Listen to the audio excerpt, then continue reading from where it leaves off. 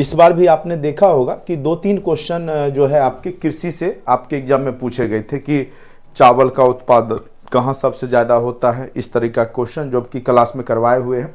और दूसरा टॉपिक है खनिज संपदा, जो कि आपके क्लासरूम का ही सेम टू सेम क्वेश्चन पूछा गया है। ठीक है, अवरक का उत्पादन कहाँ कहाँ पे होता है, और जाते जाते भी हमने बोला था इस तरह के क्वेश्चन में एक से अधिक वाला भी आंसर होता है, खनिज संपदा वाला, और उसी तरह के सेम क्वेश्चन पूछे गए। तो ये सब अनुभव के आधार पे हम लोग बता देते हैं कि कौन से टॉपिक में किस तरह के क्वेश्चन पूछे जा सकते हैं और कहाँ पे एक से अधिक वाला ऑप्शन आपके रिजल्ट में आता है। ठीक है, तो आपने देखा होगा जो आपका जीके जीएस का जो पोर्शन है, खास करके बिहार स्पेशल, बहुत सारे क्वेश्चन में एक से अधिक या इनमें से कोई नहीं आपको दिख रहा था, और मैथ में भी, जो कि हमने आपको क्लास लेने से पहले भी बता दिया था। और जो भी लोग आगे इस बार अगर बेहतर नहीं गया है, एग्ज़ाम 50 के अंदर हैं, तो वो लोग TRE 4 के लिए तैयारी में लग जाइए, चूँकि अब टाइम आपके पास उसमें भी बहुत जल्द ही चुनाव के बाद आपका TRE 4 का भी ऐलान हो जाएगा और फिर आपका वो भी एग्ज़ाम हो जाएगा।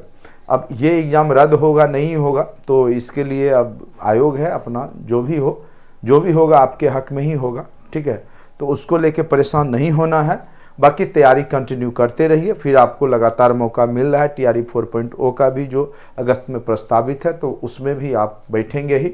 ठीक है, कोई ज़रूरी नहीं है कि फिर एग्ज़ाम होगा तो आपका बेहतर ही एग्ज़ाम हो जाएगा, क्योंकि क्वेश्चन के लेवल हो सकता और भी ज़्यादा टफ आपसे पूछ दिए जाए, जो इस बार आप जितना स्कोर कर रहे हैं उससे भी कम हो जाए।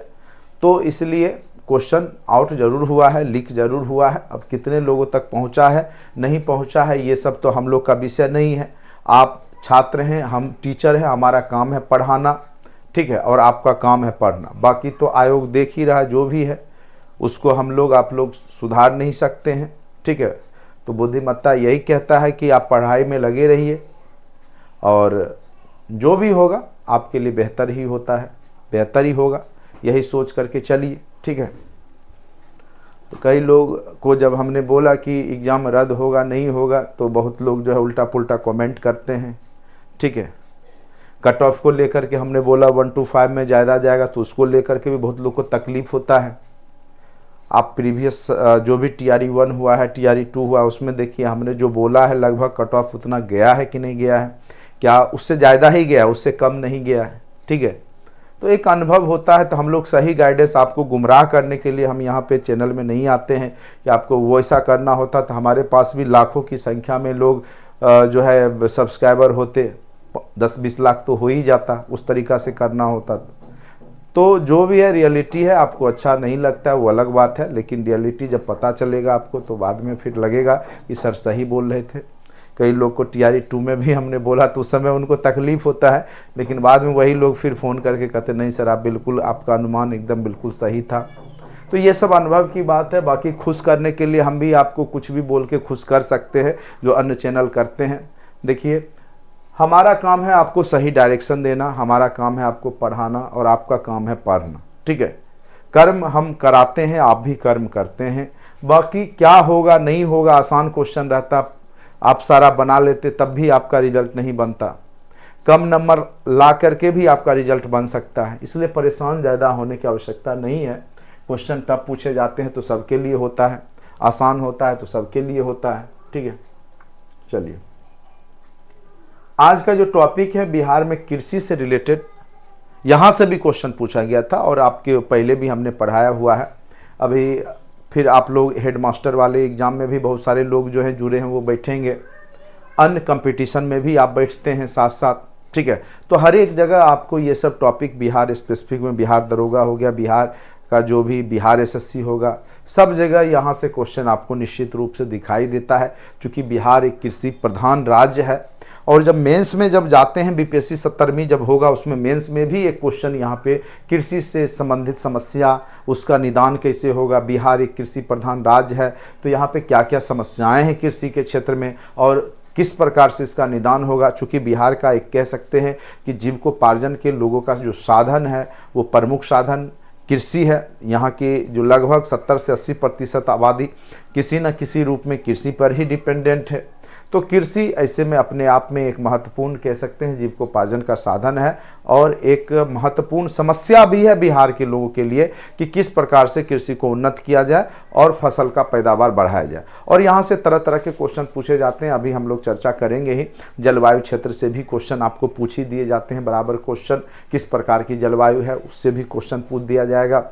कहाँ पे वर्षा किस प्रकार से होता है और सबसे ज़्यादा फसल उत्पादक जिला कौन सा है, ये भी क्वेश्चन आपके एग्जाम में देखने को मिला। उसके बाद कृषि रोड मैप से संबंधित प्री में क्वेश्चन पूछ दिए जाते हैं। और फिर मेंस में इसी चीज़ को, ये मेंस का ही, ये जो भाषा हम लिखते हैं जो आपको पढ़ाते हैं वो मेंस राइटिंग का ही होता है। बाकी प्री स्तर पे आपको हम ऑब्जेक्टिव क्वेश्चन जो है बीच बीच में बता देते हैं कि यहाँ से देखिए ये क्वेश्चन निकल रहा है, और ये आपका क्या होता है, ये कॉन्सेप्ट बन जाता है और आप दोनों एग्जाम के लिए लिखने और क्वेश्चन बनाने दोनों के लिए तैयार हो जाते हैं। किसी क्वेश्चन को कैसे लिखा जाए, जैसे यहाँ पूछेगा कि बिहार के किस प्रकार की कृषि समस्याएं हैं, उसका निदान के क्या उपाय हैं। तो सबसे पहले आप जानेंगे कि बिहार में कृषि का जो भूमिका है वो किस प्रकार से लिखते हैं या क्या है। ठीक है, तो सबसे पहले लिखेंगे कि बिहार एक कृषि प्रधान राज्य है। बिहार एक क्या है, थोड़ा बहुत अगर कहीं मिस्टेक है टाइपिंग में तो उसको नज़रअंदाज करना होगा आपको। बिहार एक कृषि प्रधान राज्य है और यहाँ की लगभग 80 से यहाँ 81 है, लगभग 80% आबादी किसी न किसी रूप से प्रत्यक्ष या अप्रत्यक्ष रूप से, प्रत्यक्ष मतलब जो खेती करते हैं, अप्रत्यक्ष यानी वही जैसे सब्जी उत्पादन हुआ तो उसको ले जा करके बाजार में बेच दिए, तो वो दुकानदार भी एक प्रकार से कहीं ना कहीं कृषि से ही जुड़े हुए। जैसे कोई फसल उत्पादक किसान है, कोई उसको ला करके बाजार में बेचते हैं, कोई उसको जो है आटा तैयार करके मिल में आटा तैयार करके उसको बेचते हैं। तो इस तरीक़ा से काम करते हैं। तो 80% आबादी कृषि से संबंधित रोजगार में लगी हुई है। ठीक है, जैसे अभी इस बार पूछा था चीनी उत्पादन सबसे ज़्यादा कहाँ होता है, पश्चिम चंपारण, ये सब क्लास में किया हुआ, अभी आगे आएगा सब देखिएगा, सब कुछ पढ़ाया हुआ रहता है। बस आप लोग को क्या करना होता है कि थोड़ा बहुत रिवीजन करते रहना होता है, प्रैक्टिस करते रहना होता है।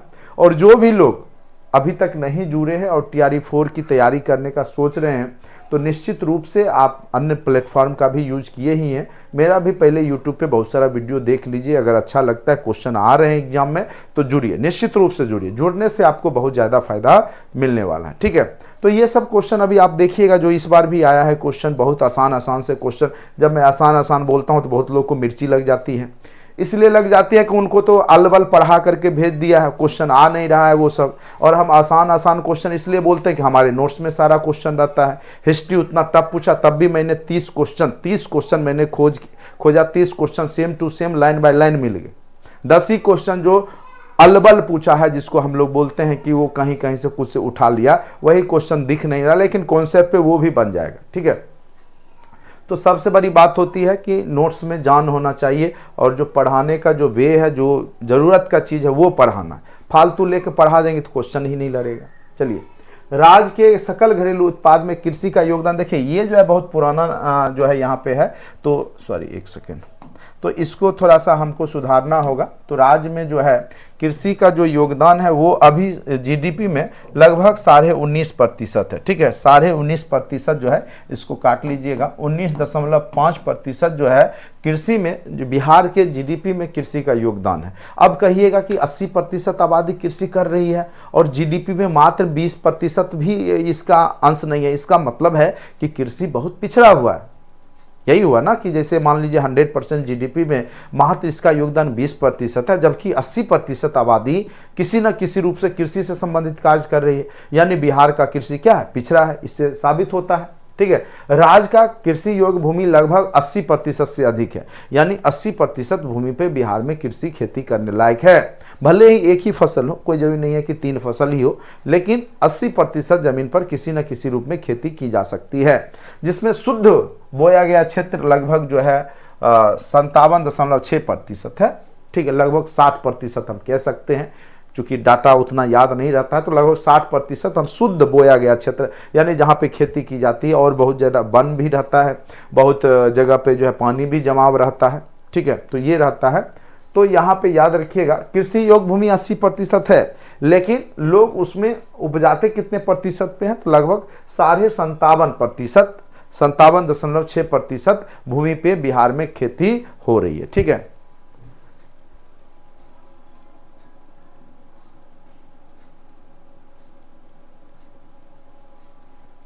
उसके बाद है बिहार राज्य को 3 स्पष्ट कृषि जलवायु क्षेत्रों में विभाजित किया गया है। कई बार क्वेश्चन पूछेगा कि बिहार में कितने प्रकार की जलवायु क्षेत्र है। देखिए एक क्वेश्चन तो बराबर क्वेश्चन ये पूछ दिया जाता है कि कौन सा जलवायु क्षेत्र किधर का है और उसको क्या नाम दिया गया है। तो कुछ भूगोल शास्त्री हैं जिन्होंने बिहार के जलवायु को विभिन्न भागों में बांटा है, ठीक है, उसको थोड़ा सा देख लीजिए। हमने कई बार यह क्वेश्चन देखा है और कई बार हर एक बार हमने बताया भी है। ये नोट्स का ही मैंने अभी फ़ोटो खींच के आपको ग्रुप में दिया भी है, ठीक है। तो ये देखिए जो एक भूगोल वेता है उनका नाम है कॉपेन। कॉपेन के अनुसार जो है उत्तरी बिहार की जलवायु CWG टाइप की जलवायु है। किस तरह की है? तो कॉपेन के अनुसार, सी से कॉपेन ही याद रखिएगा, एक तरीका बता दे रहे हैं। WG टाइप का उत्तर बिहार में क्या होता है कि बहुत ज़्यादा जो है जलवायु क्या है, वर्षा वर्षा होता है उत्तरी पूर्वी बिहार में। तो WG टाइप का जो है यहाँ पे याद रखिएगा, CWG टाइप का जो है आपका, देखिए W से वाटर याद रखिए, ठीक है। ऐसे क्या होगा कि आप कंफ्यूज हो जाइएगा। तो यहाँ पे DG जलवायु, CWG टाइप का जो जलवायु है वो आपका कहाँ पे है? चूँकि यहाँ पे सबसे ज़्यादा आपको पता होगा उत्तर बिहार में ही वर्षा भी ज़्यादा होती है, नदी भी है बहुत ज़्यादा, और यहाँ की जलवायु जो क्षेत्र है वो CWG टाइप का जलवायु है, ठीक है। तो एक याद रखिएगा CWG टाइप का उत्तरी बिहार का, ठीक है। उसके बाद है यहाँ पर दक्षिण बिहार का जलवायु जो AW टाइप का, ठीक है, बहुत शुष्क है, वर्षा कम होती है, क्लाइमेट जो है यहाँ का तो क्लाइमेट से ही रिलेटेड होगा। और AW जलवायु क्षेत्र कहाँ पे है? तो आपका दक्षिण बिहार में, ठीक है। तो नॉर्थ बिहार, उत्तरी बिहार में CWG टाइप का है, दक्षिण बिहार AW टाइप का जलवायु है। ये कॉपेन के अनुसार, वहाँ क्वेश्चन देगा कि कॉपेन के अनुसार उत्तर बिहार की जलवायु किस प्रकार की है, तो CWG टाइप का है। दक्षिण बिहार की जलवायु AW टाइप का है। वहीं थॉर्नथ्वेट के अनुसार बिहार का अधिकांश भाग जो है CA- ऊपर में, ठीक है, उसके बाद CAW जलवायु क्षेत्र है, ठीक है। तो थॉर्नथ्वेट का भी नाम पूछ देगा कि बिहार का अधिकांश जलवायु किस तरीका का है, तो CAW टाइप का है। उत्तरी संकीर्ण क्षेत्र का CB-W जलवायु है। अब इसको थोड़ा सा याद रखना पड़ेगा आपको, टिवार्था वाला भी पूछा हुआ है कई बार। उत्तरी बिहार का CA-W और दक्षिण बिहार का AW। तो CAW और AW ये आपको याद रखना होगा, और वैज्ञानिक जो है भूगोल वेता उनके अनुसार। और ये क्वेश्चन बहुत फेमस क्वेश्चन है, ठीक है, बार बार पूछ रहा है BPSC।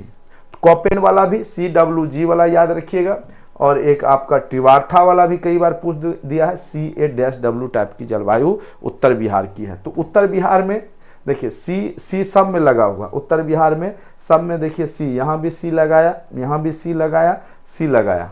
अब एक CWG बोला कॉपेन, वहीं जो है आपका टिवार्था और जो है थॉर्नथ्वेट क्या बोलता है CA-W, और ये अधिकांश भाग में उत्तरी में CB-W और ये CA-W बोलते हैं, ठीक है। थोड़ा सा इसको याद करना होगा आपको, इस तरह की जलवायु है। उनका एक कोड यहाँ पे वर्ड यूज किया गया है जलवायु को लेकर के, ठीक है। यहाँ पे देखिए एक बार ये भी क्वेश्चन पूछा गया है कि बिहार में सबसे ज़्यादा, ठीक है, किस जोन में जिला है। तो यहाँ पे बिहार का जो कृषि क्षेत्र कितने जोन में बांटा गया कृषि क्षेत्र को, तो बिहार में जो कृषि को यहाँ पे मेन रूप से तीन क्षेत्रों में बांटा गया। 3 जोन है कृषि का। एक जोन 1 है जो आपको ब्लू कलर का दिख रहा है, ये जोन 2 है। तो यहाँ पे क्लॉक वाइज डायरेक्शन में घुमाएंगे इस तरीका से। ये हो गया आपका, ये जोन 1 हो गया, ये जोन 2 हो गया, ये जोन 3 हो गया A, जोन 3A, ठीक है, इसको 3A कहेंगे और इसको जोन 3B कहिएगा, ठीक है। तो 3 ही प्रकार का जलवायु जोन है। 3 दक्षिण बिहार का 3A 3B है, और नॉर्थ बिहार में आपका जो पश्चिम वाला एरिया, उत्तर पश्चिम का एरिया है, वो आपका 1 है, जोन 1, और उसके बाद का जो पूर्वी उत्तर पूर्वी बिहार है वो जोन 2 है। तो ये भी क्वेश्चन पूछा सबसे ज़्यादा जिला किस जोन में है, तो याद रखिएगा 13 जिला है जोन 1 में। ये क्वेश्चन पूछा हुआ है, फिर पूछेगा आपके एग्जाम में, याद रखिए। BPSC क्वेश्चन बार बार रिपीट करते रहते, कॉन्सेप्ट जो आधारित होता है वो क्वेश्चन। उसके बाद जोन 2 में 8 जिला है, इसमें जैसे सुपौल, अररिया, किशनगंज, यहाँ वर्षा ज़्यादा होगी। कई बार पूछे सबसे ज़्यादा वर्षा कहाँ पे होगी, तो याद रखिएगा जो जोन 2 है वहाँ पे सबसे ज़्यादा वर्षा होती है। जोन 3A में 6 जिला है, यहाँ पे जो है 3A हो गया, इसमें 6 जिला है, खास करके मुंगेर, शेखपुरा, लखीसराय, भागलपुर, बांका, ठीक है, ये सब आते हैं। और जोन 3B में आपका जो है रोहतास, कैमूर, पटना, भोजपुर, ये सब आता है। तो याद रखिएगा सबसे ज़्यादा जोन, या ग्रेटर लेस देन करके दे देगा, क्वेश्चन क्रिएट कर देगा, बता दे रहे हैं क्वेश्चन क्रिएट करेगा आज नहीं कल भी पीएससी। जोन दे देगा जोन 1 ग्रेटर देन जोन 2, इस प्रकार से आपको कह देगा कि किस में ज़्यादा है किस में कम है। तो जोन 1 में 13 डिस्ट्रिक्ट, जोन 2 में 8 डिस्ट्रिक्ट, जोन 3A में सबसे कम आपका जोन 3A में है 6 डिस्ट्रिक्ट ही है, और 3B में 11 डिस्ट्रिक्ट है।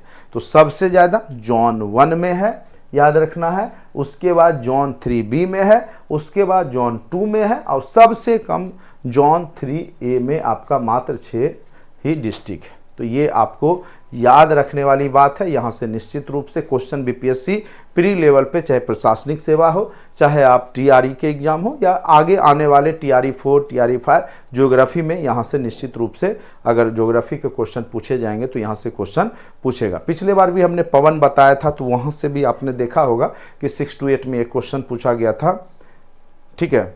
चिनूक के हवा, गर्म हवाएं, ये सब रॉकी पर्वत, ये सब हमने आपको अच्छे से वायुदाब जब पढ़ाया था पवने, उसमें अच्छे से आप देखे होंगे, नोट्स में सारा कुछ पढ़ाया हुआ। तो जो भी ज्योग्राफी के भी क्वेश्चन है वो हमारे नोट्स के ही, उससे बाहर नहीं। अभी जैसे कृषि हम पढ़ा रहे हैं, तो उसमें भी एक पूछा था कि चावल की खेती सबसे ज़्यादा कहाँ पे, उत्पादन में कौन सा जो है, चावल के उत्पादन में कौन सा जो है जिला जो है उत्पादक जिला है। देखिए आपको मिल जाएगा। जैसे गन्ना में भी पूछा आपको एक क्वेश्चन, ज्योग्राफी में पूछा या कॉमन जीके जीएस में ही पूछा था। तो गन्ना में जो चंपारण वाला ये भी क्वेश्चन पूछा है।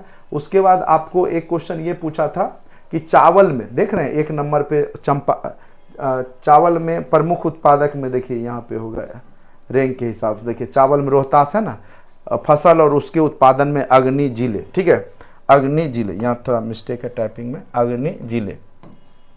तो यही क्वेश्चन आपको पूछा था, चावल का रोहतास वाला क्वेश्चन, ये आपके एग्जाम में पूछा था, जो लोग बैठे होंगे। तो क्वेश्चन कहीं और के नहीं रहते हैं, क्वेश्चन सारे नोट्स के ही रहते हैं, बशर्ते आप उसको अच्छे से पढ़ के जाइएगा, उसको समझ के जाइएगा, तो कहीं आपको कोई दिक्कत नहीं होता है, ठीक है।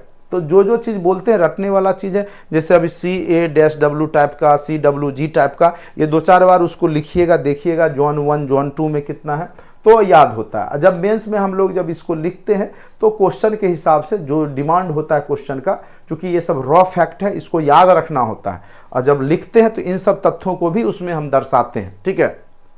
अब देखिए कृषि का जलवायु क्षेत्र के बारे में हम लोग पढ़े, जोन 3 में बटा हुआ, कई बार पूछेगा बिहार में कृषि जलवायु क्षेत्र को कितने जोन में बांटा गया है, तो याद रखिएगा 3 जोन में बांटा गया है, जोन 1, जोन 2, जोन 3, ठीक है। जोन 1 में सबसे ज़्यादा जिला है, 13 जिला है जोन 1 में, और यहाँ पे औसत वार्षिक वर्षा जो है 104 से 145 सेंटीमीटर होता है। प्रमुख मिट्टी जो है यहाँ पे वो बलुई और दोमट मिट्टी है। जोन 1 की जो मिट्टी है वो क्या है, बलुई और दोमट मिट्टी है। उसके बाद जोन 2 है, आप क्लॉकवाइज डायरेक्शन देख सकते हैं, बिहार के मैप को बनाइएगा, क्लॉकवाइज घुमाइएगा। जोन 2 में उत्तर पूर्वी जोन, जैसे किशनगंज वगैरह है, कटिहार, पूर्णिया, उधर जो है उत्तर पूर्वी जोन में सम्मिलित जिले 8, औसत वार्षिक वर्षा 120 से 170, सबसे ज़्यादा वार्षिक वर्षा जो होगा औसत वो आपका जो उत्तर पूर्वी जोन है वहीं पे होता है, ठीक है। और प्रमुख मिट्टी जो दोमट या चिकनी मिट्टी वहाँ की मिट्टी है। उसके बाद दक्षिण बिहार का जो दक्षिण जोन है, ये दोनों जोन 3 को एक ही भाग में 17 लिख दिया, ऐसे वहाँ पे 9 और 8 था, ठीक है, तो नहीं 11 और 6 था। दक्षिण जोन सम्मिलित जिसे 17 औसत 17 जो जिला है, औसत वार्षिक वर्षा 99 से 130 है। सबसे कम वार्षिक वर्षा अगर देखा जाए रेंज का तो यहाँ पे इसी का दिखाई देता है, सबसे कम वर्षा दक्षिण बिहार में ही होती है। तो ये सब एक कॉन्सेप्ट है, ठीक है। तो अगर पूछे किस जोन में सबसे कम वर्षा होती है, तो जोन 3 में होता है, चूंकि दक्षिण बिहार का पार्ट है, तो थोड़ा बहुत उसमें क्या होता है, कॉमन सेंस भी लगाना होता है। अब आप खोजिएगा कि दक्षिण बिहार में कम वर्षा होती है, कहीं लिखा हुआ नहीं मिलेगा, लेकिन ये जरूर लिखे कि जोन 3 में वर्षा कम होती है। तो इससे एक अंदाजा लगता है कि कॉन्सेप्ट अगर आता है तो आप क्वेश्चन बनाते हैं, और यही चीज आपको जो है सभी जगह पढ़ाया नहीं जा रहा है। मैं बार बार इस बात को बोलता हूं कि अगर आप खुद से भी पढ़ते हैं तो कॉन्सेप्ट सीखिए, अपने आप क्वेश्चन बने, क्यों नहीं बनेगा। क्वेश्चन टफ नहीं होते हैं, बशर्ते कि आपके पास कॉन्सेप्ट होना चाहिए। आप क्या करते हैं, जो रटे रटाए क्वेश्चन होते हैं उसको खोजते हैं कि प्रश्न में मिल रहा है कि नहीं मिल रहा है, सेम टू सेम एकदम ऑप्शन से। तो वो अब बीपीएससी या अन्य कंपटीशन में भी अब नहीं पूछे जा रहे हैं उस तरह के क्वेश्चन, याद रखिएगा। क्योंकि एक क्वेश्चन जो सेटर है वो क्वेश्चन सेट करता है अपने लेवल से। चलिए, फसल के प्रकार, कितने प्रकार के मेन रूप से बिहार में फसल होते हैं। पिछले बार जैसे पूछ दिया था जायद फसल के बारे में, ठीक है, जायद फसल इनमें से कौन सा है, तो ये सब क्वेश्चन पूछते रहता है। तो बिहार में मुख्यतः 3 प्रकार की फसलें होती हैं। एक होता है खरीफ फसल, जो कि गर्मी में होगा, खरीफ मोटा अनाज वगैरह। दूसरा होता है रबी फसल, जो कि ठंडे के मौसम में होगा। रबी फसल यानी ठंड के मौसम में होगा, जैसे मटर हो गया, सरसों हो गया, गेहूं हो गया। एक होता है गर्मा जायद फसल, जैसे ककड़ी, खीरा, तरबूज, खरबूजा, ये सब तरह का जो फसल हुआ इसको हम लोग जायद फसल कहते हैं, गर्मा फसल भी है। रबी फसल बोया जाएगा अक्टूबर नवंबर में, काटा जाएगा मार्च अप्रैल में, जैसे गेहूं कटता है। उसके बाद जैसे इसमें आ गया गेहूं, चना, ज्वार, मटर, जो भी ग्रामीण परिवेश के लोग हैं उनको पता रहता है ये सब क्वेश्चन वो इजीली बना लेते हैं। शहरी लोग ये सब नहीं जान पाते हैं, चूँकि किसान से नहीं जुड़े होते हैं। उसके बाद खरीफ फसल जो है जून जुलाई में बोया जाता है। इसमें खास करके खरीफ में मोटा अनाज होगा, और ख़ास करके जिसमें वर्षा की ज़रूरत होती है, पानी की आवश्यकता होती है, जैसे धान हो गया, गन्ना हो गया, तिलहन हो गए, ज्वार हो गए, बाजरा हो गए, मक्का हो गया, जो भी मोटा अनाज है, अरहर हो गया, दाल, तो ये सब आपके खरीफ फसल में आते हैं। उसके बाद गर्मा जो मई जून में बोया जाएगा, जुलाई अगस्त में ये इसको ख़त्म हो जाता है, जैसे राई हो गया, मक्का हो गया, जूट हो गए, मरुआ हो गया, और साथ साथ ककड़ी, खीरा, तरबूज, खरबूज, ये सब भी जायद फसल में, गर्मा जायद फसल में आते हैं। तो ये याद रखिएगा। मक्का तो अब सब सीजन में होता है, तो ये जायद में भी आपको दिखेगा, ठीक है। तो मेन रूप से यहाँ पे आपको मई जून में बोया जाता है, जुलाई अगस्त में, और अभी भी आपका मक्के का सीजन है, ठीक है। तो अब तो मक्का तो हर एक सीजन में ही हो जाता है। जूट, मरुआ, ये सब लेकिन आपका क्या है, मेन रूप से राई, ये सब आपके गर्मा जायद फसल हैं, ठीक है। तो हो सकता है कई बार पूछ देगा इनमें से कौन सा रबी फसल है। तो जो ठंड महीना में आप देखते होंगे खास करके, जैसे मटर हो गया, सरसों हो गया, गेहूं हो गया, याद रखिएगा, आलू हो गया, ठीक है, चना हो गया, ये सब क्या है कि अभी आपको चना मिलेगा, हरा वाला चना, ठीक है। तो जो अप्रैल मार्च में आपको देखिएगा कि वो लास्ट हो रहा है, कटाई हो रही है, तो वो समझ जाइए कि वो रबी फसल है, जैसे गेहूं, ठीक है, ये सब। चलिए, अब देखिए प्रमुख फसल और उनका उत्पादन क्षेत्र है। ये अग्नि नहीं है। सबसे पहले हम क्या बता रहे हैं, उत्पादक क्षेत्र कौन कौन सा है। अग्नि वाला नीचे आएगा कि कौन अग्नि जिला है, कहाँ पे सबसे ज़्यादा होता है। यहाँ पे क्या पढ़ेंगे कि उत्पादक राज्य का जो कौन कौन सा जिला है जहाँ पे आपका चावल होता है। तो चंपारण में होता है, पूर्णिया, वैशाली में होगा, सिवान में होगा, गोपालगंज, समस्तीपुर, पटना, मुंगेर, इन सभी जगहों पे जो है आपका चावल होता है। गेहूं चंपारण, वैशाली, मुजफ्फरपुर, सीतामढ़ी, समस्तीपुर, सहरसा, पटना, भोजपुर, यहाँ पे आपका गेहूं होता है। मक्का चंपारण, मुजफ्फरपुर, सीतामढ़ी, दरभंगा, सहरसा, सारण में होता है, ठीक है। उसके बाद जौ, ज्वार जो है ये सब ये पूछेगा ही नहीं, ये आपको नहीं पूछे कहाँ होता है, लगभग कमोबेश सब जगह कुछ ना कुछ होता है, तो क्वेश्चन भी ऐसा क्रिएट नहीं करेगा। तिलहन में, सरसों में पूर्णिया, मुजफ्फरपुर, तिरहुत, पटना के क्षेत्र में बहुत ज़्यादा होगा तिलहन, जिससे तिल। उसके बाद फिर तिल गया में होता है, तिल का आप तिलकुट जानते हो, गया का तिलकुट, तो ये पूछ सकता है, इक्का दुक्का वाला जो है ना वो पूछता है, ठीक है। जैसे तिल गया में फेमस है, तिलकुट आपको पता होगा। तीसी पटना, तिरहुत, भागलपुर, मुजफ्फरपुर। दलहन में आपको दरभंगा, मुजफ्फरपुर, सीतामढ़ी, सारण, गया। चना में पटना, भोजपुर, तो इसमें आपको क्वेश्चन क्रिएट नहीं करेगा, ठीक है। हाँ, मसूर दाल में कर सकता है, चूंकि एक स्पेसिफिक पटना का जो एरिया है, पटना, गया, चंपारण, वहीं मसूर दाल होता है, ठीक है। व्यावसायिक फसलें, गन्ना वाला पूछ दिया था, चंपारण में होता है, उसमें भी पश्चिम चंपारण में ज़्यादा होता है। सारण, सिवान, गोपालगंज। चंपारण इसलिए दिया है चूंकि यहाँ पूर्वी और पश्चिम दोनों चंपारण में गन्ना का कमोवेश होता है। जूट खास करके आपका जो भी जहाँ वर्षा ज़्यादा होगा, जो उत्तर पूर्वी एरिया है बिहार का, जैसे कटिहार हो गया, पूर्णिया हो गया, वहाँ जूट दिखेगा। जूट सहरसा, चंपारण में भी थोड़ा बहुत होता है। तंबाकू दरभंगा, मुजफ्फरपुर के एरिया में, समस्तीपुर के एरिया में, सीतामढ़ी, उधर आपका तंबाकू मिलता है। मुंगेर में तो आपको सिगरेट फैक्ट्री है, तो तंबाकू तो होता ही होगा, ठीक है। तो ये अब यहाँ पे थोड़ा सा ये मैं बता दे रहा हूँ जो महत्वपूर्ण है, जो कि आपके एग्जाम में 2 क्वेश्चन यहाँ से इसी 4 लाइन से पूछे गए हैं। नहीं प्रमाण है तो 6 to 8 का क्वेश्चन निकालिए, देखिए उसमें क्या पूछा गया है, गन्ना कहाँ पे उत्पादन होता है। ऐसा नहीं कि नोट्स में अब जाके हमने लिख दिया है, ये नोट्स आपको पहले से अवेलेबल है, ठीक है। और ये आपको चावल वाला पूछा, ये 2 क्वेश्चन। और 2011 की जनगणना वाला रिपोर्ट ज्योग्राफी अगर देखिएगा तो 10 क्वेश्चन 2011 की जनगणना से संबंधित पूछे गए, जो कि हमने आपको बिहार का, भारत का अच्छे से पढ़ाया हुआ, ठीक है। तो सारे क्वेश्चन, केवल हिस्ट्री का कुछ क्वेश्चन ही जो था हमारे नोट्स के नहीं है, बाकी मुझे लग रहा है कि लगभग हर एक सब्जेक्ट के, पॉलिटी हो चाहे ज्योग्राफी हो चाहे इकोनॉमिक्स हो, सारा पढ़ाया हुआ ही क्वेश्चन है, ठीक है। और जो लोग पढ़े 78-80 नंबर 6 to 8 में ला रहे हैं, ठीक है। तो हाँ, अगर आप में कमी कुछ रह गई है तो वो अलग बात है, आगे सुधार कीजिए, मेहनत कीजिए, लाइन बाय लाइन पढ़िए, केवल रटने का प्रयास नहीं कीजिए। जैसे यहाँ पे अभी क्या कॉन्सेप्ट हमने बताया, बहुत कुछ कॉन्सेप्ट में आ गया, रटिएगा तो उससे नहीं होगा, ठीक है। सिंपल सी बात है, कुछ चीज़ होता है कॉमन सेंस की बात होती है, ठीक है। जैसे अभी जलवायु को रिलेटेड बताया, या वर्षा कहाँ पे, या जहाँ पे जोन के बारे में बताया, तो ये सब कॉन्सेप्चुअल है। जब तक आपको यहाँ पे कोई बताएगा नहीं, दिखाएगा नहीं, तब तक आपको समझ में सही से नहीं आता। अभी बता दिए तो अब आप वो सब क्वेश्चन आप इजीली बनाइएगा, तो आपके लिए वो आसान हो जाएगा। लेकिन अन्य लोग जो नहीं पढ़े उसके लिए वो टफ होगा। कितना जोन है भाई, जोन की जलवायु क्या है, कॉपेन के अनुसार क्या है, कहाँ से क्वेश्चन पूछ दिया, अद्भुत है, जबकि वो सब सारे नोट्स के रहते हैं, ठीक है। तो परेशान नहीं होना। 2 क्वेश्चन याद रखिएगा, चावल रोहतास, ठीक है। गेहूं में ये बेगूसराय बीच में उत्पादन में, ऐसे रोहतास भी रहता है, ठीक है। मक्का में कटिहार आपको ज़्यादातर आगे रहता है, ये हर एक साल बदलते रहता है उत्पादक वाला, ठीक है, ये अपडेट होते रहता है, जान लीजिए। गन्ना में पश्चिम चंपारण, जूट में हमेशा कटिहार पूर्णिया ही आगे रहेगा, गन्ना में हमेशा पश्चिम चंपारण रहता है, चावल में हमेशा रोहतास ही रहता है, लेकिन गेहूं और ये मक्का वाला जो है ना बदलते रहता है। तो थोड़ा सा ये अपडेट करेंट अफेयर से करते रहना होता है। चलिए, अब यहाँ पे जो है बीच का जो तथ्य है, अब मेन से रिलेटेड तथ्य है, उसको देखिए क्या है यहाँ पे। क्योंकि ये सब इनपुट के रूप में हम लोग डालते हैं। राज्य सरकार की विभिन्न योजनाएं कृषि से संबंधित क्या क्या है वो देखते हैं। समेकित सीरियल विकास कार्यक्रम है, उद्देश्य किसानों के बीच नई तकनीक का प्रचार प्रसार और कृषि उत्पादन और उत्पादकता में वृद्धि करना। आप पहले देखते होंगे कि जो बिहार का चैनल होता था उसमें सीरियल के माध्यम से कृषि से संबंधित ज्ञान दिए जाते थे, और हर एक ब्लॉक में एक कृषि केंद्र हुआ करता था, वैज्ञानिक केंद्र, वहाँ पे किसानों को नए नए तकनीक के बारे में बताया जाता था। तो उससे रिलेटेड कार्यक्रम चलवाया जाता था बिहार में।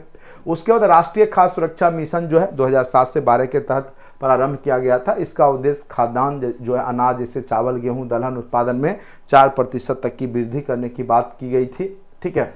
तो 7 से 12 में राष्ट्रीय खाद्य सुरक्षा मिशन बिहार में लागू किया गया था। उसके बाद बिहार में बीज ग्राम योजना भी आया था, किसान को आधी कीमत पर बीज दी जाती थी खेती करने वाले किसानों को। उसके बाद राष्ट्रीय कृषि विकास योजना जो कि 12वीं पंचवर्षीय योजना के दौरान कृषि क्षेत्र में 4% वृद्धि प्राप्त करना था। समेकित कीट प्रबंधन योजना के तहत जो कीटनाशक हैं उसके दुष्परिणाम को अवगत कराते हुए समुचित मात्रा में कीटनाशकों के प्रयोग को करना सिखाया जाता था। तिलहन और मक्का की समेकित योजना केंद्र प्रायोजित इस योजना को राज्य के सभी जिलों में जो है चयनित क्षेत्र में तिलहन एवं मक्का के उत्पादन एवं उत्पादकता में वृद्धि के लिए शुरू किया गया था। तो ये सब कार्यक्रम बिहार में कृषि से संबंधित किए गए थे, ठीक है। अब यहाँ पे है बिहार में उपलब्ध पशु संसाधन। कई बार पूछ देगा सबसे ज़्यादा कौन सा पशु बिहार में अवेलेबल है, तो गाय 124.01 लाख है, ठीक है। वहीं भैंस जो है 66.99 लाख है, कभी ना कभी पूछ ही देगा। बकरी 101.69 लाख है, मुर्गी 114.14 लाख है। कहिएगा कि इतना गिनने के लिए कौन बैठा हुआ है, तो भाई आप ही लोग जब टीचर बनेंगे तो यही सब काउंट कीजिएगा, परेशान मत होइए। सरकार की जब योजना आएगी जनगणना करने का तो साथ साथ पशुधन को भी गिनना पड़ता है, तो उसमें आपको गिनना होगा क्या ठो गाय है क्या ठो भैंस है, तो ये आंकड़ा फिर आपके किताब में छप के आता है, ठीक है। पशुधन में सर्वाधिक संख्या वाले जिला जो है गाय में अररिया 1 नंबर पे है, भैंस में मधेपुरा, भैंस में यादव का बेल्ट, भैंस मधेपुरा का एरिया है। बकरी में अररिया बकरी में भी आगे है। और पोल्ट्री पक्षी जैसे हो गया कुकुट वाला हो गया, मुर्गा या बत्तख उत्तक, उसमें कटिहार आपका आगे है, ठीक है। दुग्ध उत्पादन में शीर्ष जिला, सबसे ज़्यादा दूध कहाँ पे उत्पादन होता है? तो समस्तीपुर, पटना और बेगूसराय में सबसे ज़्यादा दुग्ध उत्पादन होता है। बेगूसराय में भी होता है हमारे ज़िला में, ठीक है। उसके बाद पटना है, उसके बाद समस्तीपुर में भी होता है। चूँकि यहाँ पे पशुपालक जो है बहुत ज़्यादा लोग हैं और लगभग लोग किसानी से जुड़े हुए हैं, तो पशुपालन भी कर ही रहे हैं। तो बेगूसराय में सुधा फैक्ट्री भी है, ठीक है, बरौनी। तो समस्तीपुर, पटना और बेगूसराय, ये 3 जगह जो है दुग्ध उत्पादन शीर्ष जिला में आता है आपका। बकरी का दूध में, बकरी का भी दूध उत्पादन होता है। आपको पता होगा गरीबों का कह सकते हैं कि वो दूध कहा जाता है, बकरी का दूध ही गरीब लोग जो है दूध, और गांधी जी का फेवरेट था, गांधी जी बकरी का दूध ही पिया करते थे, ठीक है। तो अररिया, पूर्वी चंपारण और मुजफ्फरपुर में इसका जो है बकरी के दूध का भी उत्पादन होता है। याद रखिएगा, अररिया बकरी उत्पादन में भी आगे है और पूर्वी चंपारण भी आपको बकरी के दुग्ध उत्पादन में आगे है, ठीक है।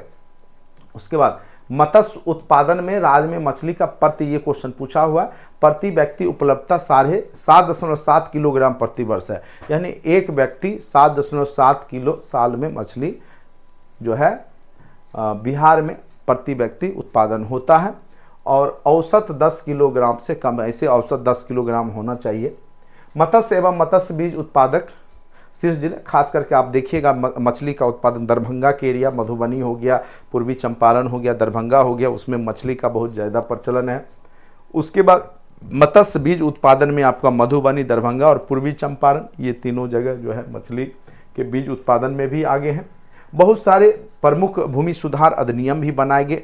अब कहिएगा वो क्या है, सुधार अधिनियम क्या है? तो देखिए, जब अंग्रेज लोग गए तो ज़मीनें जो थी, मैक्सिमम ज़मीनें ज़मींदारों के हाथ आई, ठीक है। तो कहीं ना कहीं समानता लाने के लिए उस ज़मीनों को लोगों के तक पहुंचाना था। जो जनसामान्य जो लोग थे उनको भी उस ज़मीन में हिस्सा बनाना था। तो कई तरह के भूमि सुधार अधिनियम आए। उसी में भूदान अधिनियम आया कि भूदान कीजिए, जिनके पास 100 बीघा है तो बसाइए, आप 5 बीघा से ज़्यादा नहीं रख सकते एक व्यक्ति के नाम पे।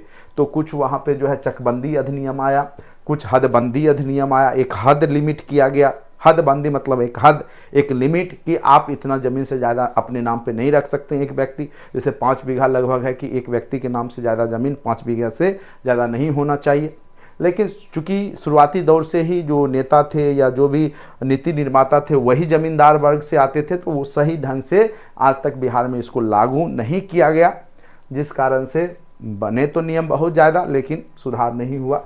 भूमि सुधार अधिनियम 1950 में आया था, भूदान अधिनियम 1954 में आया था, बिहार राज्य चकबंदी अधिनियम 1956 में। चकबंदी मतलब अगर मान के चलिए एक बीघा का प्लॉट आपको 10 जगह है, ठीक है, तो आपको एक ही जगह 10 बीघा दे दिया जाएगा, और जहाँ जहाँ आपका ज़मीनें थे वो दूसरे आदमी को दे दिया जाएगा, जिसका मतलब सबको एकत्रित कर दिया जाएगा, तो उसको चकबंदी कहा जाता है। लेकिन वो सब सही ढंग से लागू नहीं हो पाया और जनता भी उसमें इंटरेस्ट नहीं दिखाई। सबसे बड़ी बात है कि आप दूसरे की ज़मीन को लीजिएगा तभी वो आपका ज़मीन लेगा, ठीक है। स्वाभाविक सी बात है, मान के चलिए आपके पास 5 कट्ठा यहाँ है, 5 कट्ठा 2 किलोमीटर बाद है, 5 कट्ठा 3 किलोमीटर बाद है, तो अब आपको 15 कट्ठा एक ही जगह कोई देगा, तो उस ज़मीन का वैल्यू फिर वहाँ की ज़मीन, सोच का भी डिफरेंट होता है। वहाँ पे कई लोग होता है कि नहीं हम 1 कट्ठा भी यहीं लेंगे भले कुछ हो नहीं हो, तो वो करना इतना आसान काम नहीं था।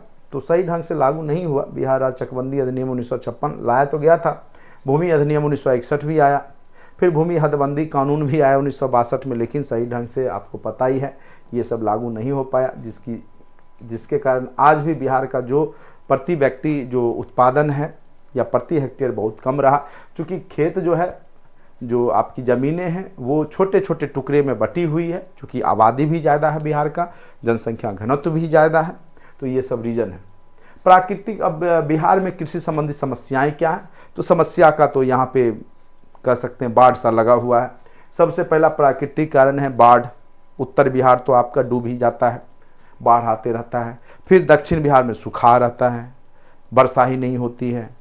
उसके बाद कोई एरिया जो है नदी में पानी बढ़ा, जल जमाव का एरिया हो गया कि 6 महीना पानी जमा हुआ है। उसके बाद वर्षा हुआ तो खूब हुआ, नहीं हुआ तो बिल्कुल नहीं हुआ, तो मानसून के परिवर्तनकारी नीति, तो ये सभी जिम्मेदार हैं। बिहार का लगभग 9 लाख हेक्टेयर भूमि जल जमाव से ग्रसित है, जो कि बिहार की भूमि का एक बहुत बड़ा प्रतिशत भाग क्या है कि जहाँ पे वर्षा में पानी जमता है तो 2-3 महीना सूखने में ही लग जाता है, ठीक है। तो ये बहुत बड़ी समस्या है। संस्थागत कारण में जोत का आकार छोटा होना, पहले ही बता दिया, चूँकि जनसंख्या घनत्व तो बहुत ज़्यादा है, तो जो जोत के आकारें हैं ज़मीन की वो छोटी छोटी हैं, ठीक है। तो यहाँ के किसान सीमांत किसान है, यानी दलहन मतलब दाल का उत्पादन, दलहन दाल हो गया, जैसे आपका मसूर का दाल हो गया, चना का दाल हो गया, ये सब में आपका पटना का एरिया जो है, मोकामा, टाल, ये सब में ज़्यादा दलहन होता है। दलहन मतलब दाल, तिलहन मतलब तेल वाला, सरसों हो गया, ठीक है, सूरजमुखी हो गया। चलिए, संस्थागत कारण क्या है? जोत का आकार छोटा होना, चूंकि आबादी ज़्यादा है तो बढ़ जाता है। जहां देश में किसानों की औसत जमीन जो है 1.8 हेक्टेयर है, वहीं बिहार में 90% जो किसान हैं सीमांत किसान हैं, यानी उनकी ज़मीनें 1 हेक्टेयर से भी कम है, ठीक है। तो ये बहुत बड़ी समस्या है। तकनीकी कारण है कि पूरे देश में हरित क्रांति आई, यूपी में आया, हरियाणा में आया, पंजाब में आया, लेकिन बिहार में हरित क्रांति सही ढंग से प्रभावी नहीं हुआ। उसके बाद यहाँ पे सिंचाई सुविधा अन्य राज्यों में जितना खर्च किया गया, बिहार में बिल्कुल नहीं किया गया। आज भी लोग जो है पंपिंग सेट लगाते हैं खेतों में, और उच्च दाम जो कीमत होता है, महंगे। देखिए, किसानों को 2,000 रुपया सरकार आसानी से दे देती है, और जनता की वोट भी ले लेती है, किसानों की वोट, लेकिन सरकार उसके लिए जो जल उपलब्ध कराना है, सिंचाई उपलब्ध कराना है, उसमें खर्च नहीं करती है।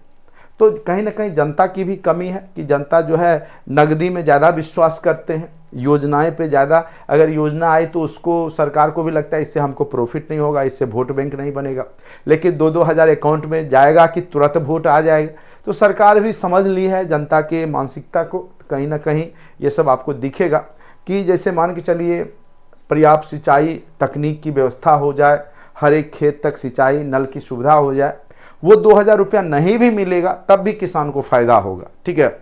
किसानों को क्या है कि सस्ते बीज मिल जाने चाहिए, सस्ते जो यूरिया, पोटास, जो DAP वगैरह है, जो खाद है, वो मिल जाना चाहिए, तो वो वहाँ पे आपको महंगे दाम पे मिलता है, और फिर आपको वही चीज़ जो है उसका सब्सिडी कहीं अकाउंट में आता है, तो लगता है किसानों को जो है इतना रुपया 6,000, 8,000, 10,000 रुपया किसानों को हमने दिया, ठीक है। जबकि उससे कहीं ज़्यादा अगर आपको फैसिलिटी सरकार देगी तो उसके पीछे ज़्यादा खर्च है, ठीक है।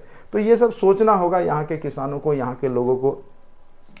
संरचनात्मक कारण है बिजली, परिवहन, बाजार, समुचित प्रबंध न होना। कई जगह उत्पादन तो हो जाता है लेकिन उसका समुचित रखरखाव नहीं होता है।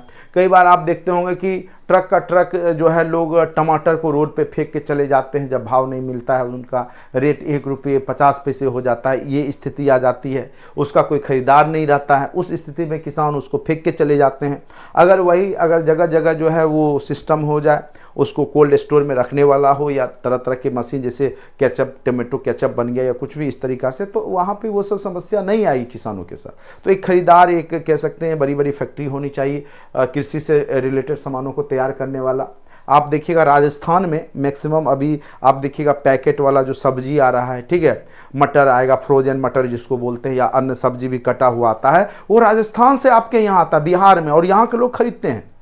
अब बताइए कि यहाँ सबसे जो सब्जी उत्पादन राज्य में बिहार 2 नंबर पे आता है, पश्चिम बंगाल 1 नंबर पे आता है, और हम सब्जी फ्रोजन वाला कहाँ से मंगा रहे हैं? राजस्थान, जहाँ खुद ही कुछ नहीं उपजता है। तो सोचने वाली बात है कि वहाँ टेक्नोलॉजी का लोग प्रयोग करते, यहीं से सस्ते दाम पे खरीद के ले जाएंगे। अभी मटर जो है 20 रुपये खरीद के ले गए होंगे, या जो भी नज़दीकी एरिया होगा वहाँ से खरीदते होंगे। अब फिर जब मटर का सीजन खत्म तो वहाँ फ्रोजन करके वो आपको 200 रुपये 150 रुपये किलो आप ही के यहाँ आके बेच देते हैं। ये होता है दीवार, ठीक है। तो इतना लोग बिहार में क्या है, कृषि से संबंधित उद्योग धंधे के बारे में सोच नहीं रहे। तो ये सब कारण है आपका, ठीक है। अब यहाँ पे देखिए तकनीकी समस्या तो हरित क्रांति नहीं आई। संरचनात्मक कारण बिजली, परिवहन, बाजार, समुचित प्रबंध नहीं है, परिवहन की भी सुविधा नहीं है, खेतों तक आपका जो है वो ट्रैक्टर वगैरह जो है वो नहीं पहुँच पाता है, चूँकि खेतें ही छोटा छोटा है तो दिक्कत है। आर्थिक कारण, किसानों को पैसा भी नहीं है, वित्तीय समस्या भी है, खेत में मजदूर रखने की भी उनके पास जो है पैसा नहीं है, या बीज खरीदने का भी जो है उनके पास जो है नहीं है, आय का स्रोत नहीं है, ऋण की समस्या, उनको कर्ज नहीं दिया जा रहा है, कृषि उत्पादकों की उचित मूल्य ना मिलना, जब उत्पादन होता है तो रेट सस्ता हो जाता है, उनको उत्पादन का सही मूल्य नहीं मिलता है। जनसंख्या का दबाव है, कुशल श्रम भी नहीं है, लोग उतने जो है तकनीकी रूप से अवेयर भी नहीं है कि कैसे खेती किया जाए, किसान शिक्षित भी नहीं है, पढ़े लिखे कम है। राजनीतिक कारण है, दृढ़ इच्छा शक्ति का अभाव है, और सरकार भी उतना इच्छा शक्ति इसमें जाहिर नहीं कर रही है। योजनाओं को क्रियान्वयन में भी भ्रष्टाचार है। कोई योजना अगर 1 करोड़ की आई तो यहाँ आते आते जो है लाखों हज़ारों में बदल जाती है, बीच में ही लोग बैठे हुए हैं। और योजना भ्रष्टाचार बहुत ज़्यादा हो जाता है। उपाय समाधान है, कारण के स्तर पे सुधार होना चाहिए, जो जो कारण है उसमें सुधार होना चाहिए। कृषि रोड मैप 3 जो है 17 से 22 और कृषि रोड मैप 4 जो है 22 से लेकर 27 तक चलेगा। तो हो सकता है पूछे कृषि रोड मैप 4 जो है कब से कब तक के लिए है, तो 22 से 27 के लिए कृषि रोड मैप 4 हो गया। कृषि रोड मैप 3 जो था वो 17 से 22 55 साल के लिए ये जो है कृषि रोड मैप बनाए जाते हैं। और जो भी भूमि जमींदारी उन्मूलन है ये सब पूछ सकता है, चकबंदी अधिनियम कब आया, हदबंदी अधिनियम कब आया, ये सब बीपीएससी का फेवरेट क्वेश्चन है, याद कर लीजिएगा। समेकित कृषि या एकीकृत कृषि को बढ़ावा देना, समेकित मतलब कृषि के साथ साथ मत्स्य पालन करना। केवल कृषि से किसान यहाँ पे जो है उतना आय नहीं हो सकता, उसको क्या करना होगा कि साथ साथ समेकित करना होगा, साथ साथ मत्स्य पालन करना होगा, पशुपालन करना होगा। एक जगह अररिया या कहीं दिखा रहा था कि नीचे में तालाब है, ऊपर में जो है बकरी है, तो क्या है कि घास खाई, तो जो भी उसका जो मलमूत्र है वो मछली खा रहा है। तो एक तरीका से क्या है कि वो सब एक दूसरे और सबसे इनकम जनरेट हो रहा है। तो समेकित कृषि करने से किसानों को फ़ायदा होगा। जैविक कृषि को प्रोत्साहन, कम से कम जो है यूरिया पोटास ये सब जो है केमिकल्स का यूज होगा, तो उससे जो है कॉस्ट भी कमेगा और शुद्ध जो है उत्पादन भी होगा, उच्च दाम पे उसकी बिक्री भी होती है। कृषि को उद्योग का दर्जा मिलना चाहिए। बिहार में क्या है कि जो लोग कृषि कर रहे हैं उनको उद्योग की तरह, जिस प्रकार से उद्योग खोलने के लिए 10 लाख 20 लाख दिया जाता है, उसी प्रकार से कृषि करने के लिए भी उनको एक भारी रकम दिया जाए, जिससे कि वो अच्छा से अच्छा तरह तरह की कृषि कर सके, उससे संबंधित जो है वो उत्पादन केंद्र खोल सके या जो भी मशीनें बैठा सके। ठीक है, खाद्य प्रसंस्करण उद्योग यही है, फूड प्रोसेसिंग सिस्टम।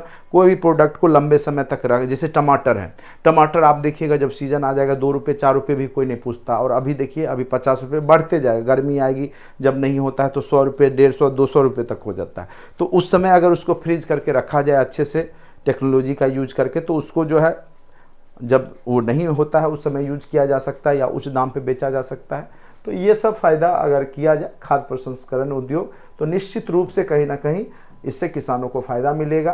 ठीक है, तो यही सब चीज़ है। यहाँ पे कृषि रोड मैप 3 में 12 विभागों के कार्यक्रमों को शामिल किया गया है। 5 वर्षों में 1.54 लाख करोड़ रुपए खर्च करने का लक्ष्य रखा गया है। पटना से भागलपुर गंगा के किनारे तथा दनियावा से बिहार स्वरूप NH और SH मतलब नेशनल हाईवे और स्टेट हाईवे के किनारे जैविक कॉरिडोर, जैविक कॉरिडोर उसको बोलते हैं जहाँ दूर दूर तक जो है उसमें जो है यूरिया वगैरह का प्रयोग नहीं होगा, मतलब रासायनिक खाद का प्रयोग उसमें नहीं किया जाएगा। कीटनाशक में भी जैविक कीटनाशक का प्रयोग किया है, नीम कोटेड। ठीक है, उसमें केमिकल का प्रयोग नहीं होता, उसको बोलते हैं जैविक खेती। उसके बाद जमीन का संरक्षण एवं उनको कंप्यूटरीकरण, जो अभी जमीन का जो भी है उसका सही नक्शा होना चाहिए, उसका कंप्यूटरीकरण होना चाहिए, बढ़ावा देना चाहिए। और किसानों को, जो किसान खेती कर रहे हैं उनको जो है वहाँ पे सब्सिडी देनी चाहिए। यहाँ मैक्सिमम क्या होता है कि किसान बटाईदारी होता है कि आपकी ज़मीनें हैं, ज़मींदारों की ज़मीनें हैं, जैसे 100 बीघा 200 बीघा। अब उसने क्या किया, जो सामान्य किसान है उसको उसने बटैया पे, गांव देहात में उसको बटैया बोलते हैं, बटाईदारी पे दे दिया। 50% अब कुछ भी उपजाएगा उसको देना है ज़मीन के एवज में। और जब सरकार की तरफ से सब्सिडी आती है, जो बेनिफिशियल कुछ भी आता है रकम, वो भी किसको मिल रहा है, तो उस जमींदार को मिल रहा है। तो जो रियल किसान है, जो खेती कर रहे खेतों में, उसको तो वो बेनिफिट भी नहीं मिल रहा है, क्योंकि ज़मीनें तो जिसके नाम से उसको मिलेगा। तो ये सब समस्याएं हैं। अगर ये सब स्तर पे काम किया जाए तो बिहार में कृषि को बहुत आगे बढ़ाया जा सकता है और बिहार में एक ही उद्योग चल सकता है, वो है कृषि। चूँकि इसके पीछे रीजन है, चूँकि हमारा जो राज्य है ना ही समुद्र के किनारे बसा हुआ है, ना ही किसी देश के टच में है जो कि विकसित देश हो। एक देश बगल में है भी नेपाल, वो खुद ही जो है कह सकते हैं गरीब देशों में गिनती आता है, तो उससे उम्मीद नहीं किया जा सकता है बिहार में कुछ भी। तो हमारे पास एक ही उपाय है कि हम अपने कृषि से संबंधित जो भी उत्पादन है उसको हम लोग जो है GI टैग दे करके, उसको एक प्रोत्साहन दे करके उद्योग में कन्वर्ट अगर कर दें तो बिहार बहुत ज़्यादा डेवलप होगा। और जो बेरोजगारी है, जो हम लोग अन्य देशों में, अन्य राज्यों में जाके काम करते हैं, तो बिहार के लोगों को काम भी मिल जाएगा यहाँ से। ठीक है, तो उसको अब अलग तरीके से सोचना होगा। जिस प्रकार से अभी नए नए उद्योगपति लोग, उद्योग धंधे वाले, जो नए नए युवा पीढ़ी चाय का दुकान, MBA चाय वाला, MBA कॉफ़ी वाला या कुछ भी खोलते हैं, इंजीनियर, तो उनको कृषि में भी थोड़ा बहुत दिमाग लगाना चाहिए और कृषि के क्षेत्र में भी तरह तरह के जो संयंत्र के बारे में पढ़ करके नॉलेज लेकर के अन्य देशों से या अपने देश में भी हरियाणा पंजाब जो विकसित राज्य हैं वहाँ से सीख करके आकर के बिहार में करना चाहिए। इससे भी जो है बहुत ज़्यादा प्रोत्साहन मिलेगा और जब इनकम होने लगेगा तो लोग एक दूसरे से सीखते हैं, तो स्वाभाविक सी बात है इन क्षेत्रों में भी लोग सीख करके काम करना शुरू कर देंगे। तो देखिए बहुत सारी समस्याएं हैं, उसका निदान भी आपके नोट्स में लिखा हुआ है। और अभी जैसे कृषि अभियांत्रिक महाविद्यालय खोला गया है गया में, ये पूछ सकता है कि कहाँ पे कृषि इंजीनियरिंग कॉलेज खोला गया है। और दुनिया का, विश्व का, भारत का जो पहला कृषि विश्वविद्यालय है, भारत का, सॉरी मैंने दुनिया बोल दिया, भारत का पहला कृषि विश्वविद्यालय है वो आपका बिहार का समस्तीपुर पूसा में ही था। ठीक है, तो याद रखिएगा आप लोग। और एक कृषि इंजीनियरिंग कॉलेज खुला है गया में। पटना में कृषि व्यवसाय प्रबंधन जो मैनेजमेंट संस्थान है। आरा में जय प्रौद्योगिकी महाविद्यालय खोला गया है। और इजराइल की मदद से भारत में बिहार जो है इजराइल की मदद से खास करके नालंदा के क्षेत्र में सब्जी और वैशाली में लीची से संबंधित अनुसंधान केंद्र स्थापित किया गया है, जो कि वहाँ पे इजराइल मदद करेगा नए नए फूड प्रोसेसिंग सिस्टम को लाने में। ठीक है, तो बहुत सारा चीज़ जो महत्वपूर्ण चीज़ है हमने आपको अच्छे से समझाने का प्रयास किया है। क्वेश्चन जो है इन्हीं सब में से कृषि से संबंधित जॉन पूछ दे, कौन सा उत्पादक जिला है, क्या क्या समस्याएं हैं, कौन सी समस्या नहीं है, हदबंदी चकबंदी अधिनियम कब आया, इससे रिलेटेड पूछ दे, कहाँ पे बकरी ज़्यादा है, कहाँ पे गाय ज़्यादा है, कौन सा जानवर ज़्यादा है, कौन सा फसल किस एरिया में ज़्यादा है, गन्ना का उत्पादन किस एरिया में ज़्यादा होता है, चीनी का उत्पादन कहाँ पे होता है, वो तो उद्योग में आ जाएगा, लेकिन गन्ना से चीनी बनता है, स्वाभाविक है, पश्चिम चंपारण ही हो जाएगा। गाय का दूध में सबसे अग्रणी जिला कौन सा है। तो इस तरह के क्वेश्चन जो यहाँ पे आप देख रहे हैं सभी क्वेश्चन क्रिएटेड है। और मेंस में भी इसे यही कृषि संबंधी समस्याएं भी हमने आपको अच्छे से समझाया और साथ साथ हमने उसका उपाय भी बताया। अब बात होती है कि आप उसको कितना सोचते हैं, चूँकि किसान आपके आसपास भी रहते हैं, हमारे आसपास भी रहते हैं। जो हमने देखा, जो सुना, वो समस्याएं आपको बताया। आपके घर में अगर किसान होंगे, माता पिता या कृषि से, तो उनकी समस्याएं आप देखिए, उसको लिखिए। बस मेंस में यही होता है कि आप जो देखते हैं उसको लिखिए, और बेहतर लेखन वही है जो आप अपने मन से लिखते हैं। अब हम यही नोट सबको दिए, सब वही छापेगा, तो फिर हम भी लिखेंगे तो हमको भी कम नंबर। अगर मान के चले हम बैठेंगे यही चीज़ लिखेंगे, आप भी लिखिएगा, तो हम में आप में क्या अंतर, कोई अंतर नहीं हो गया। तो जब तक आप अपना कॉमन सेंस नहीं लगाइएगा, मेंस राइटिंग में बता रहे हैं, तब तक आपको मेंस में अच्छे मार्क्स नहीं आते हैं। दिखे दिखाए क्वेश्चन, रटे रटाए सब कोई एक ही चीज़ लिख दीजिएगा तो कॉपी चेकर भी बोर हो जाएगा एक ही चीज़ पढ़ के, तो सबको कॉमन नंबर देगा। और सेम नंबर दे दिया तो कोई उसमें जो है सफल वही होगा जो थोड़ा बहुत एक्स्ट्रा नंबर लाता है। तो यही दिक्कत होता है वहाँ पे मेंस में। तो थोड़ा बहुत आपको अपना जो है कॉमन सेंस, अपना जो दृष्टि है, मेंस जो लिखते हैं बीपीएससी में जो लिखेंगे, उनको अपने हिसाब से दुनिया को देखना होगा, सोचना होगा और उसको लिखने का प्रयास करना होगा। ठीक है, तब जाकर के आप बेहतर आंसर राइटिंग करेंगे। हमने बहुत चीज़ समस्याएं बताई, बिहार के कृषि से संबंधित उपाय भी बता दिया तेजी में, 1 घंटा में हमने बहुत कुछ बता दिया। ठीक है, बात करते हुए। अब ये सबसे बड़ी बात है कि आप कितना उसको अंदर किए दिमाग में, ये सबसे बड़ी बात है। क्वेश्चन तो आना इसी में से है, चाहे जो क्वेश्चन आए गारंटेड बोलते हैं। और अभी भी TRE 3 में भी पूछा तो आपको दिखा दिए ना कौन कौन सा क्वेश्चन था। ये नोट्स अभी थोड़े ही हमने बनाया है, ये सब नोट्स TRE 1 से दे रहे हैं। ये सब मत सोचिएगा कि हमने बाद में उसमें चढ़ा दिया। जो लोग पढ़ रहे होंगे नोट्स वोट्स, ये पहले भी पढ़ाया हुआ ये वीडियो होगा, कहीं देख लीजिए, यही सेम चीज़ है। कोई छेड़छाड़ नहीं करते, कुछ भी नहीं, उतना फुर्सत नहीं है मुझे। ठीक है, तो सबसे बड़ी बात है कि जो सही तरीका है फॉलो कीजिए, निश्चित रूप से सफल होंगे। और जो लोग TRE 4.0 से जुड़ना चाहते हैं तो निश्चित रूप से जुड़िए और आप फ़ायदा ज़रूर महसूस कीजिएगा। अभी आपका जो एग्ज़ाम है हेडमास्टर का है, BPSC 70वीं का है। ठीक है, तो ज़रूर जुड़िए, आप फ़ायदा ज़रूर अनुभव कीजिएगा। कोई लाख लोग फीस है नहीं, मात्र 1000 रुपया 999 चार्ज है। उसमें आप हर एक तरह का जो है फैसिलिटी ले सकते हैं। इसमें टेस्ट सीरीज भी है, वीडियो लेक्चर भी है, सब कुछ। ठीक है, चलिए, उम्मीद करते हैं यह टॉपिक आपको समझ में आया होगा। ये HM का ही क्लास है, परेशान नहीं होइए, सबका सिलेबस सेम ही है। HM हो चाहे आपका जो भी एग्ज़ाम है, BPSC का सिलेबस में सब कुछ आता है। हाँ, उधर से आपको टीचिंग